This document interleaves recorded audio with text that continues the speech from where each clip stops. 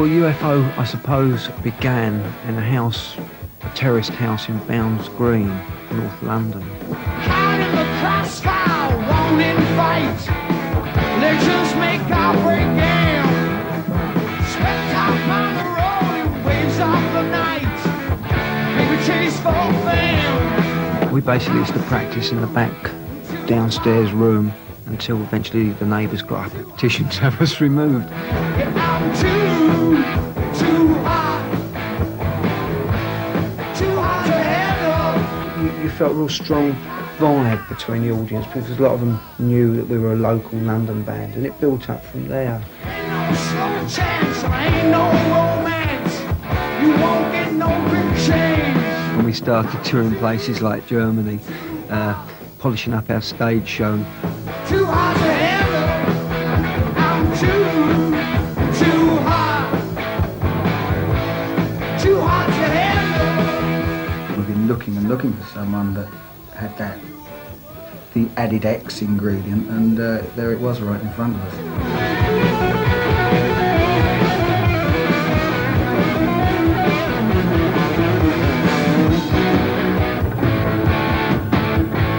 It was just exciting, you know, and therefore it was the best thing.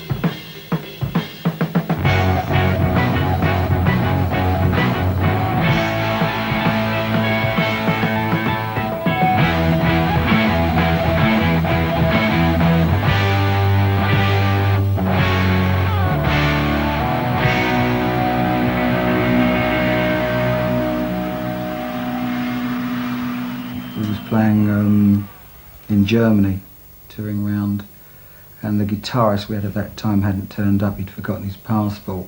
The promoter said, well, look, it's a university, it's glass panels, glass windows and that. What they're likely to do is they're likely to break the windows if you're not going to play. And we happened to have Scorpions opening for us. We was on the lookout for a guy, and the Blonde Bomber turned up. And we'd seen them play before, and we all liked Michael's guitar playing. And we asked if we could borrow Michael, you know, if he could play with us so that we could get paid, basically.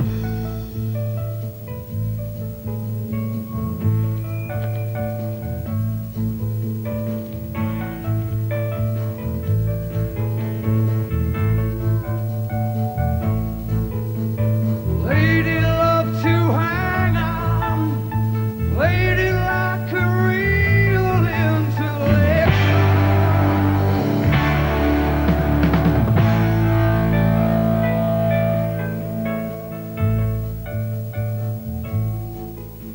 Sweet sister, you're still shaking, and your tragedy is never ending.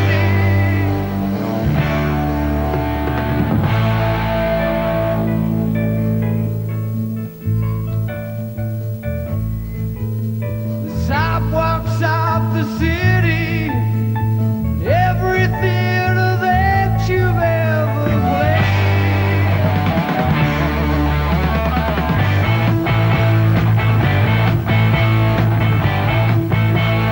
Over my head, over my head.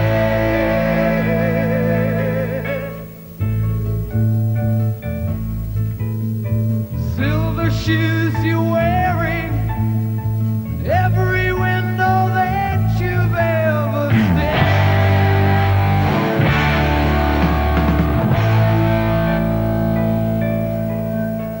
Comic book impersonations, Luis Vicente and Buster Keaton.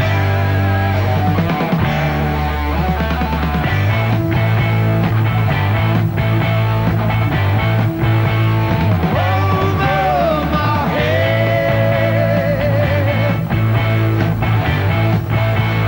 So it's all out in the streets for just one more matinee. Yes, your boy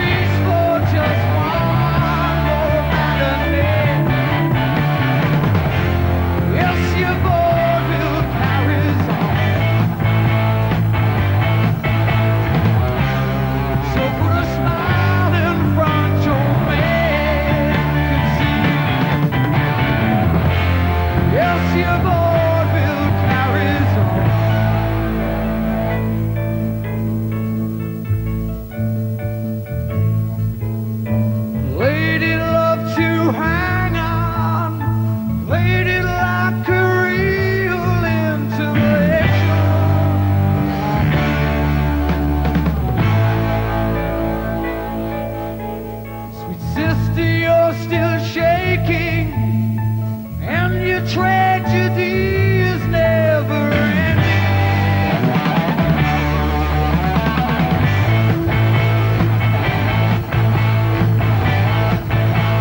Over my head, over my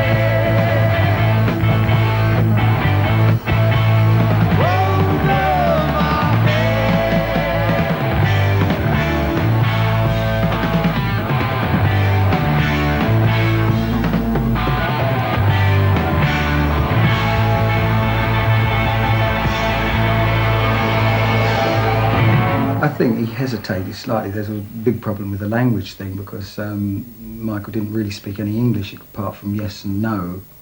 So that was real difficult. The first time we played together was after the Scorpions had played, in the toilet of the university. We know the changing rooms of the university. Got together to tune up, and I found out that A was R and B was H in German to actually tune up, and we actually had to try and talk to each other in non-English and non-German, if you see what I mean, and actually try and describe what we were going to do. And it's pretty much like going on and jamming for about 45 minutes. In general, I would only meet with the band just to play music. There wasn't really much words necessary. We just, you know, when I had an idea, I just played it, and then again, like, you know, I mean, whilst I tend to play in a fairly simple style, or I suppose John Paul Jones, people like that, who I used to like, who had that sort of real solidness, it was good because Michael's guitar was like really piercing and melodic over the top, you know, so it worked quite nicely.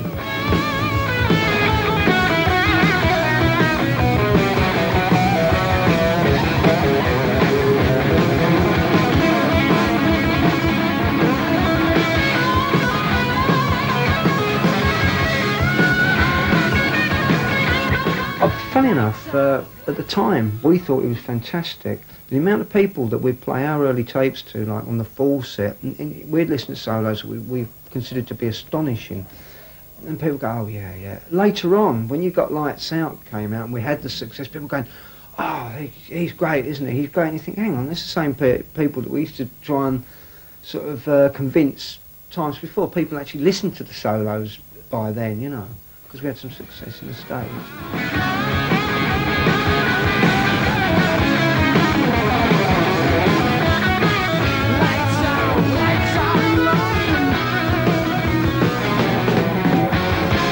When I first see UFO, the first time I saw UFO was in, I think, July or June 1978 at the Ipswich Gaumont, when Def Leppard collectively went on holiday on the Norfolk Broads on a boat before our first ever gig. And they happened to be on down in Ipswich, and we parked up and caught a bus about 20 miles, and off we went. And I bought a T-shirt, a dark blue UFO T-shirt, and it ran and turned brown. I was very disappointed. You still got it? Yes, I do still have it. I use it as a dishcloth now. What are your memories of that show? Michael Schenker. Just the image of this guy with a flying V stood there on one side of the stage, all black, flying V between his legs, blonde hair hanging down over his face. Never saw his face all night, and he never moved from the spot. And on the other side of the stage, this maniac bass player called Pete Way, jumping up and down, throwing his guitar all over the place. And in the middle, sort of like the balance of the seesaw, was Phil Mogg, who I thought was like a really cool frontman. Didn't launch himself around, didn't look like Robert Plant, and sang lyrics that were very of their time, I thought.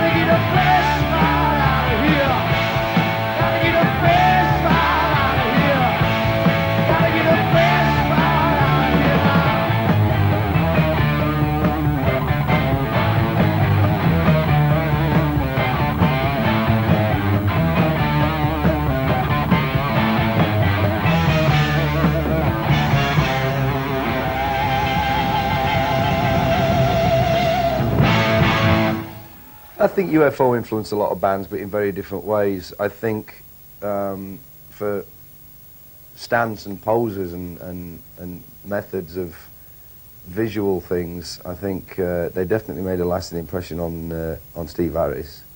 I think he'd be the first to admit it. Oh, definitely. Yeah, without a doubt. I mean, you know, Maine's been influenced by many bands, but UFO definitely one of them, that's for sure.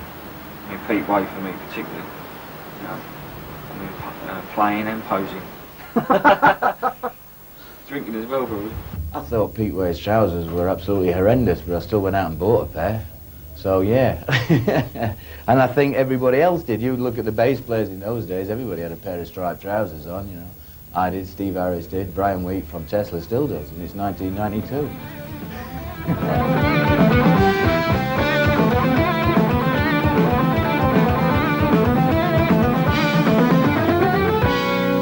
We was all sort of cruised by the mod thing, so we'd had our ground rules, which was mow our suits and put by hats. No, Lights out in London, hold on tight till the end. it was something like you had to do that without. It was the unwritten law.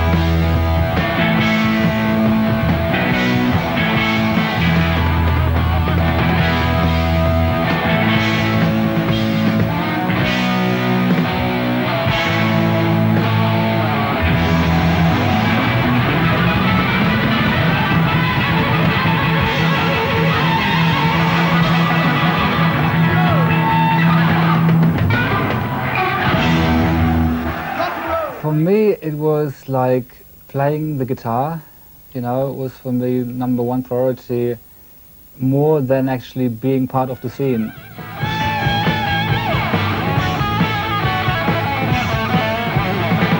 You know, the motivation for me was like basically to focus on music all the time. These days, everyone plays this kind of stuff. But he was like very much just based on, you know.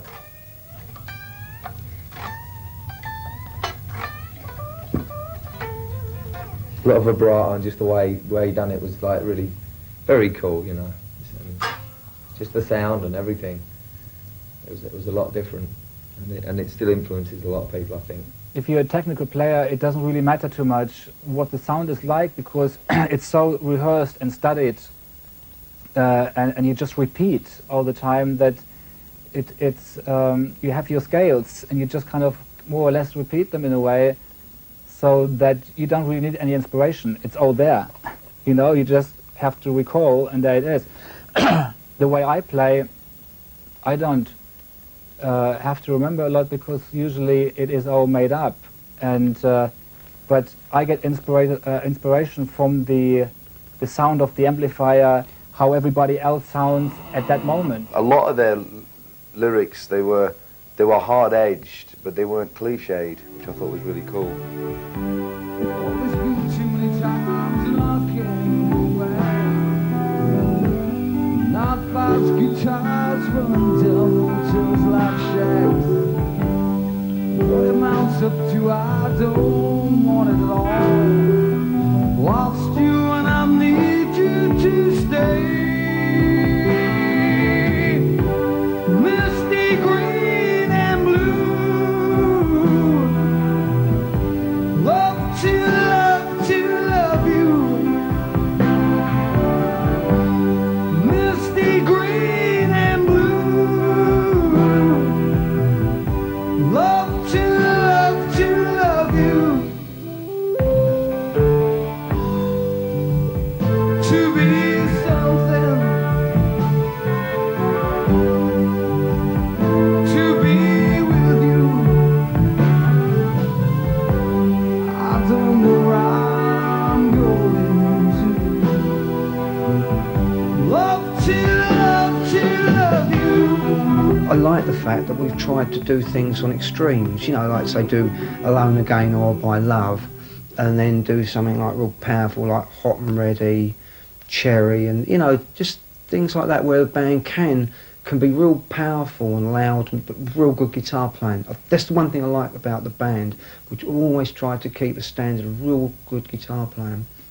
Personally, my favourite song is Love to Love, but as a classic UFO song, I think probably Doctor Doctor is the one that people really think of UFO for, and possibly Lights Out.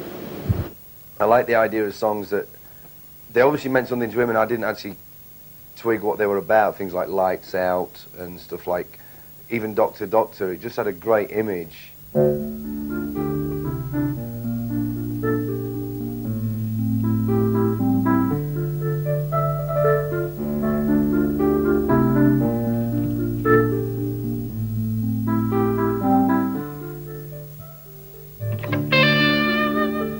When Michael felt that the pressures were a bit too much for him, he needed a break, Paul came in from the band Lone Star, and he did the tour, part of the American tour.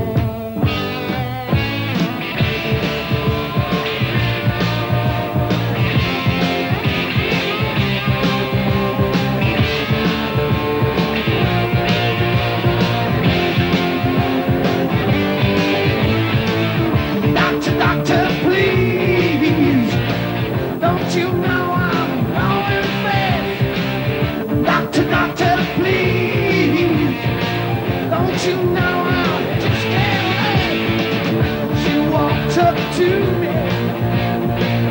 It really stole my heart. And then she started to take my body apart. Living, rolling, round and around, so far away from you. Living, rolling, round and around, so far away from you.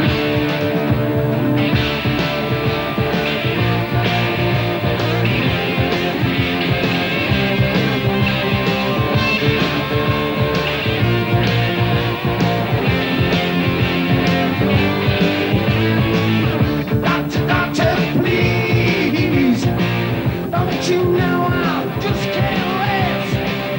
Doctor, doctor, please, don't you know I'm going mad?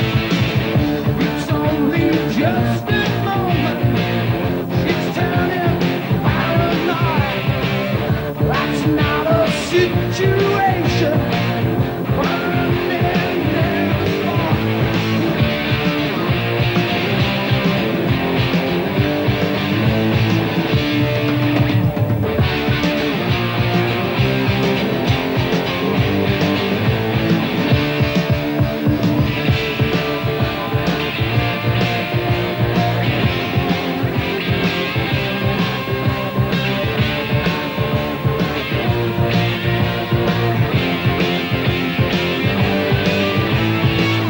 Doctor, doctor, please, don't you know I just can't wait? Doctor, doctor, please, don't you know I'm going?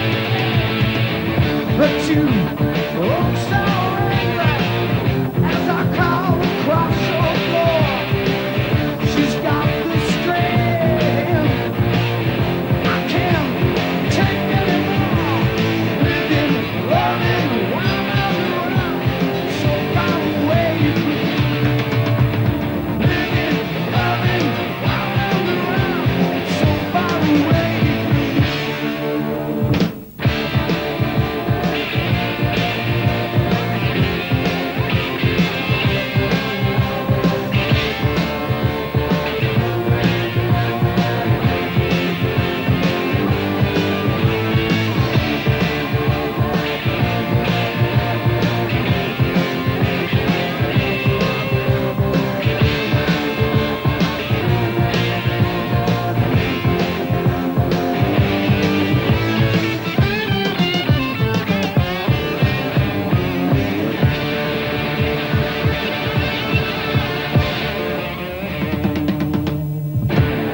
We wanted to go for a cover that was not, you know, the regular run-of-the-mill cover, and Hypnosis at that point were turning out real good stuff, so we went there.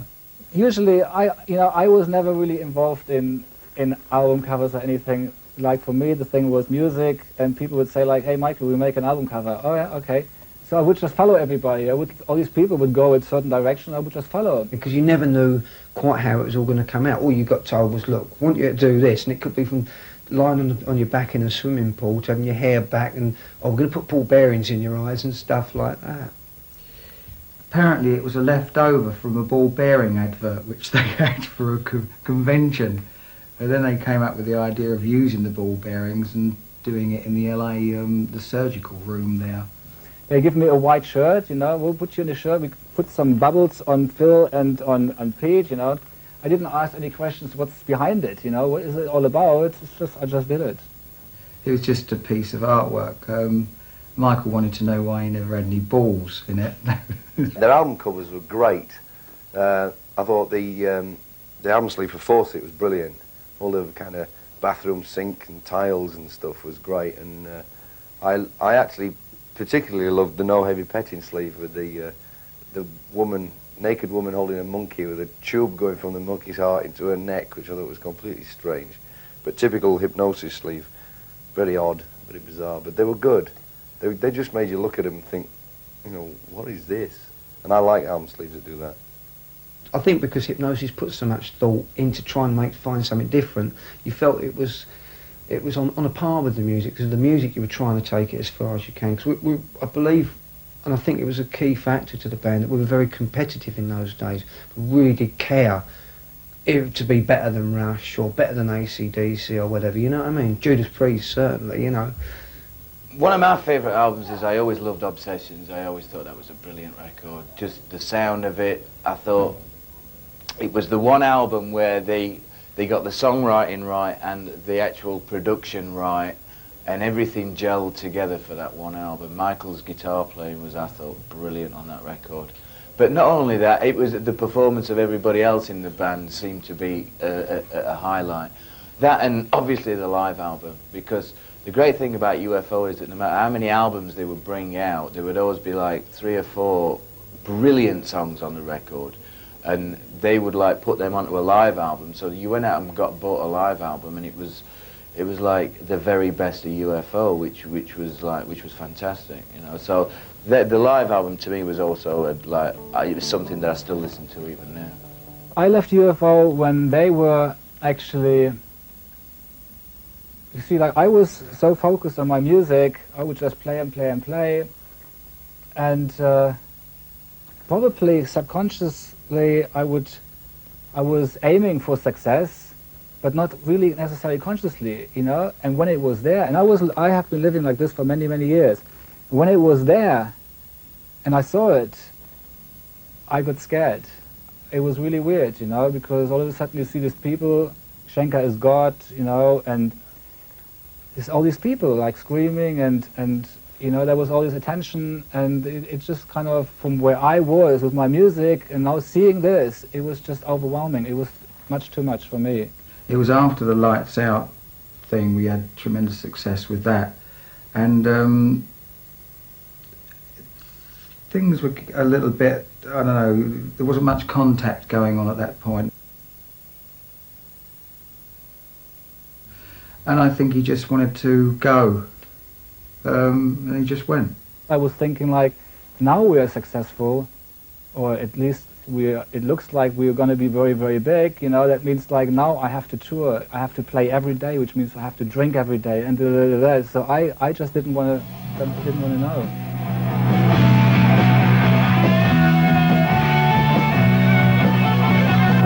No, I think they still had a really strong following and everything when Schenker left, and I think that Paul Chapman was a great replacement. I think his playing was superb as well. So, as a fan, you know, I wouldn't say that it was not as good when Chapman was in the band. I still really, you know, went to see him all the time, live and everything. I still enjoyed it. But I suppose because that, you know, the lineup with Schenker was when I first got into the band, you tend to sort of remember that more, I suppose, as the classic lineup, I suppose. But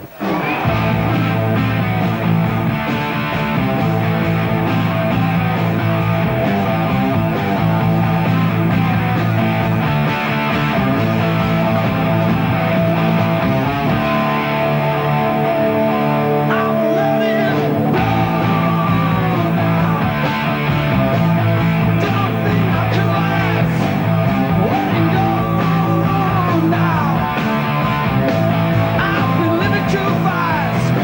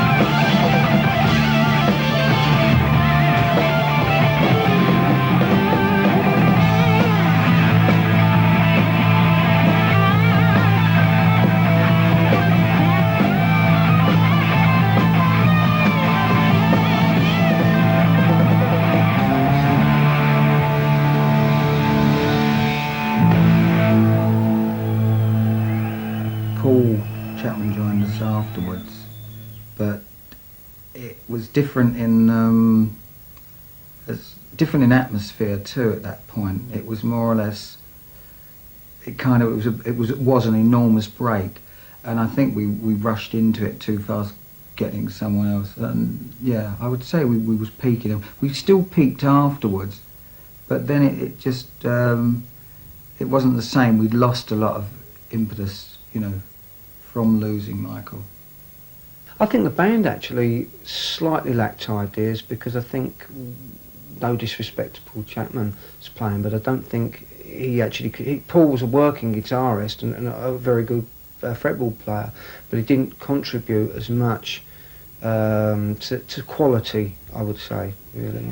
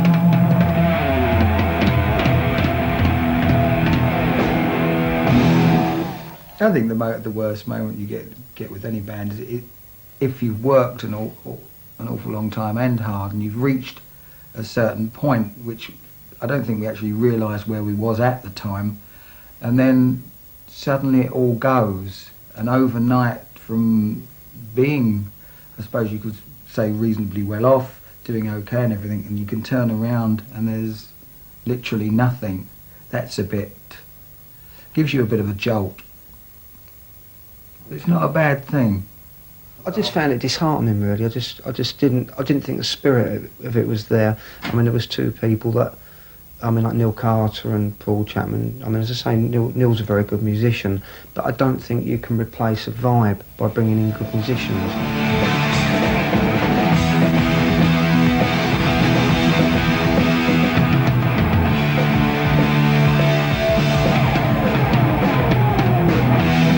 Sometimes accomplished musicians don't necessarily make for great bands. Great bands come from the spirit of 4 or 5 people together, you know.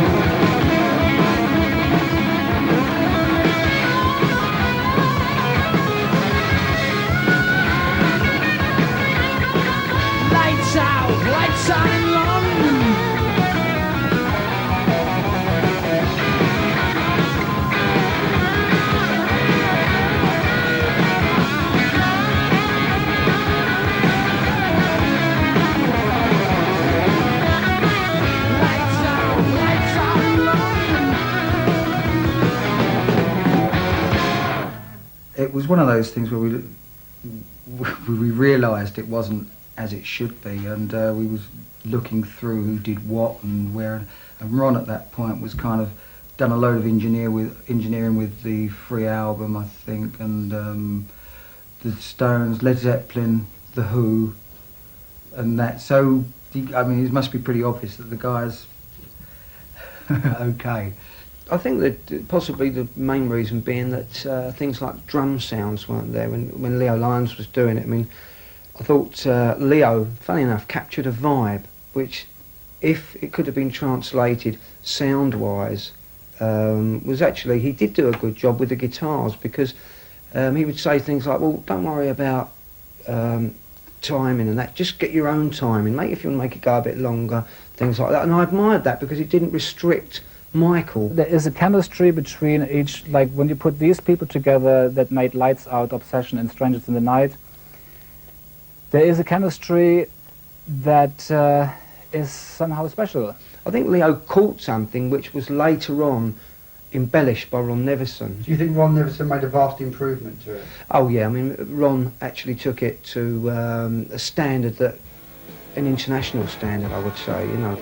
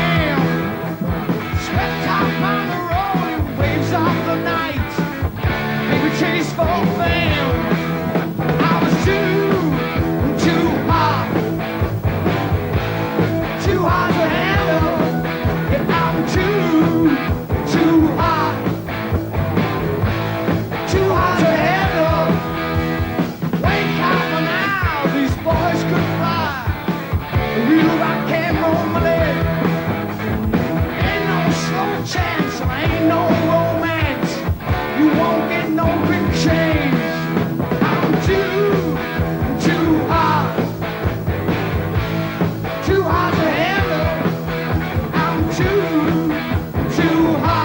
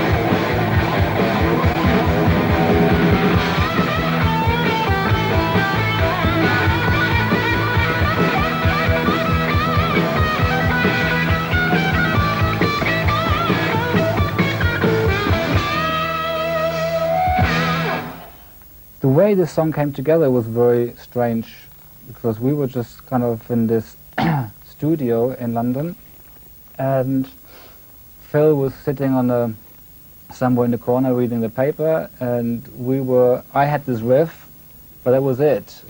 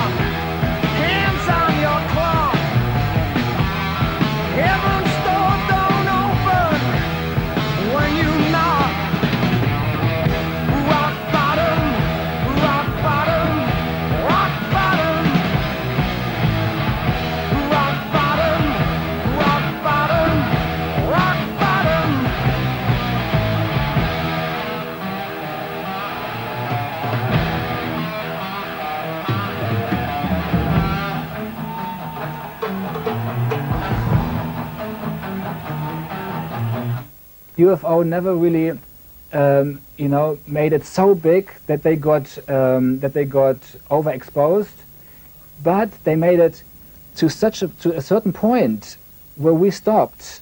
I think that we'll constantly write good songs. I think it's really down to having the right producer. I think it's like anything, you go through a phase where perhaps you haven't really achieved what you perhaps could do, or you've let yourself not achieve what you could do.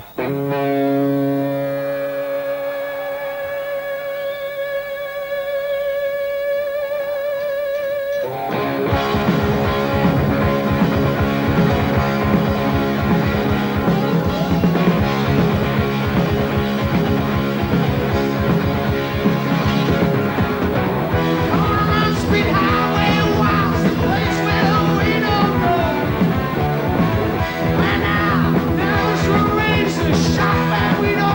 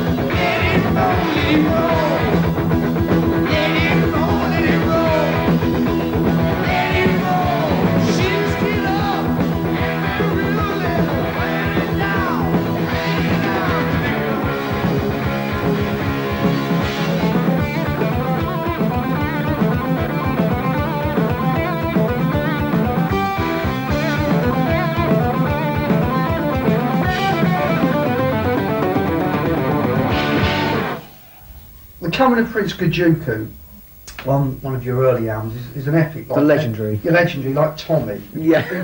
Tommy, okay. Can you tell me who wrote the song?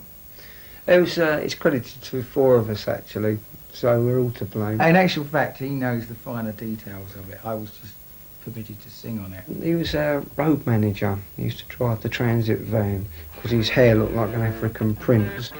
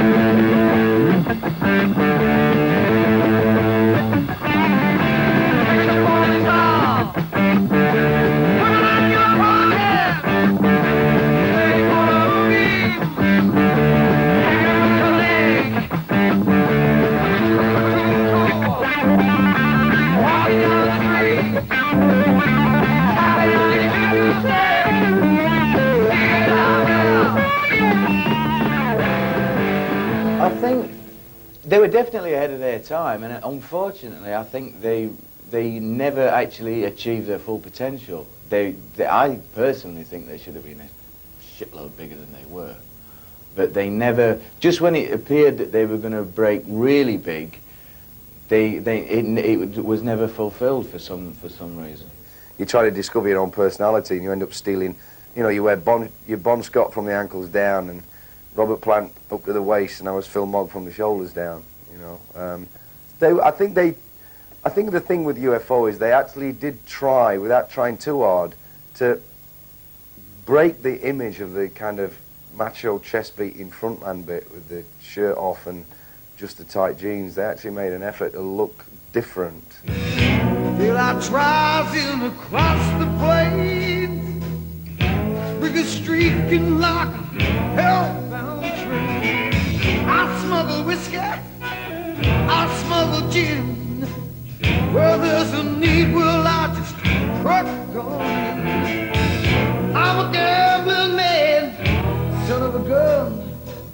I'll take the risks now, baby, I'll make the run. Wanna get home now, back in the saddle. Ain't gonna drive this kind of great cattle, no.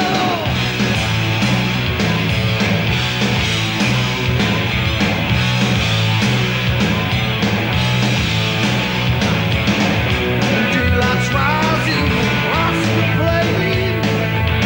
The swing is streaking like a hellbound train. I'm a turkey down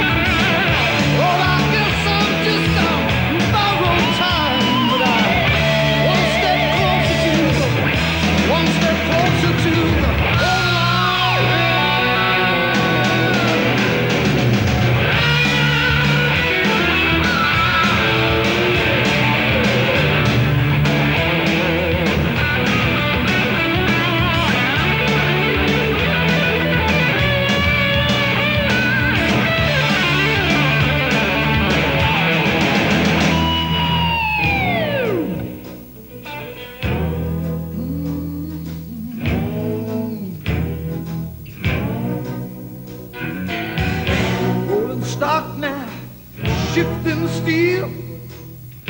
Got a woman with a touch to heal. Diesel dust and my wheels are humming.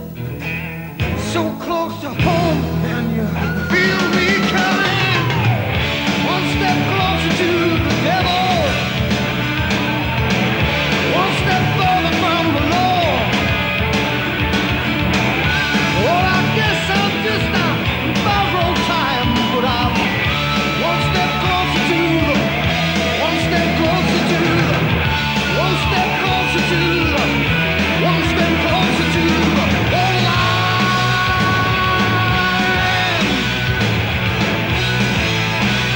To the whole line.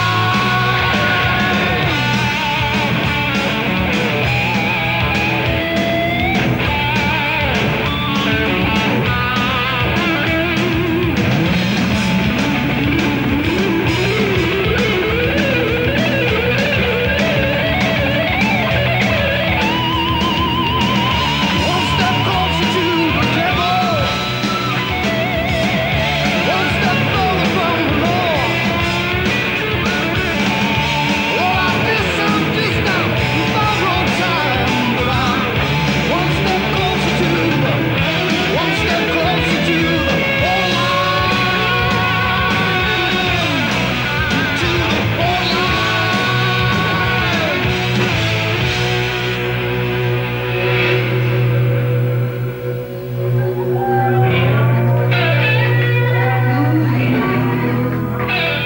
Wheels are rolling.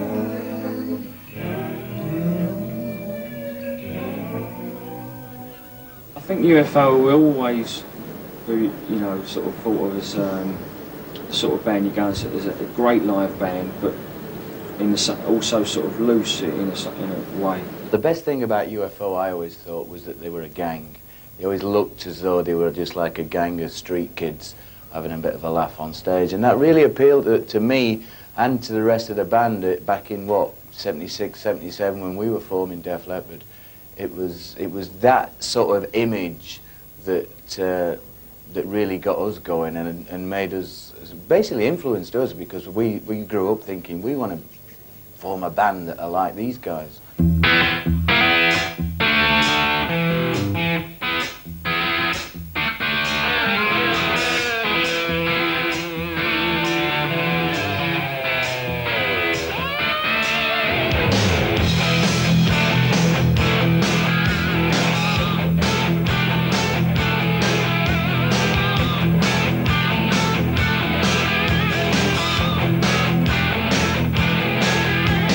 Quit my job at the 7-Eleven. Read division and a glance of heaven. The toughest extreme began to play. Just one touch and it started to say, yeah, all your dreams will come true. A lovely mansion with a pool so blue. A red Ferrari and a model for a wife. Oh yes, it looks like I'm oh, good life. Running up the highway, looking for something I can't see. Running up the highway, looking for something I can't see. Yeah. 1,000 motels waiting to train. TV dinners, well, I love that band. But if you see Eddie, just say hi. This party's open, so drop on by. All your dreams will come true. Sunny haven from the inland revenue. Hot nights in Paris, a chance to dance. Since I signed up, I've been living in a trance. Running up the highway, looking for something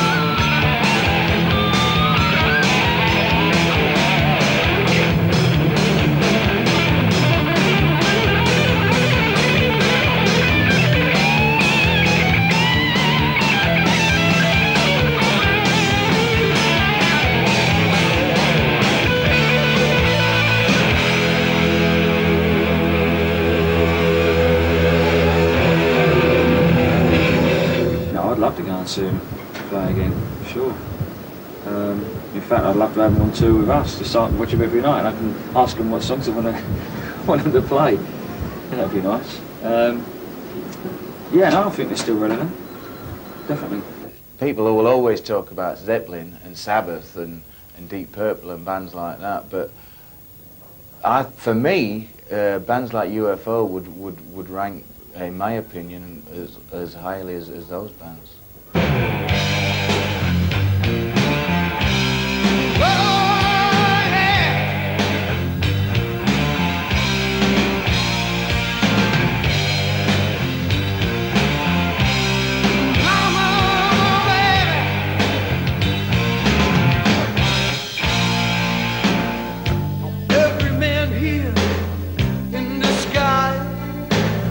Like she can give you a spoonful of light.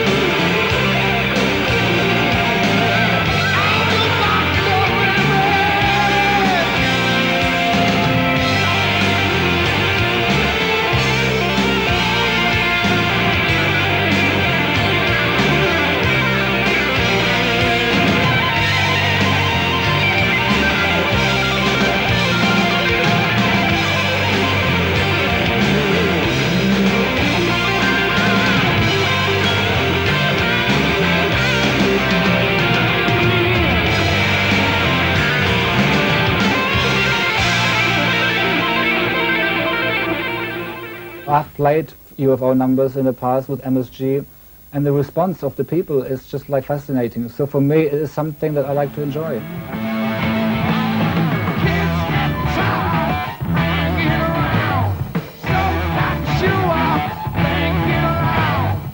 I think that we can go and achieve a lot. It's just a matter of getting down to it and doing it.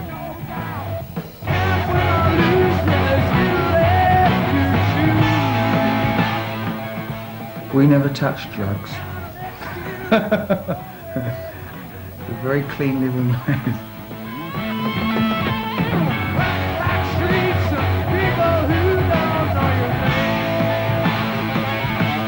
Phil's a very generous person. He's actually very, not a lot of people realise what Phil's like actually. He's very good vocalist.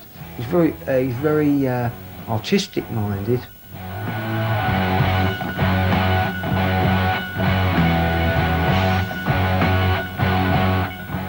I don't mind playing anything live. It's a problem getting the bass player to remember the notes, you see.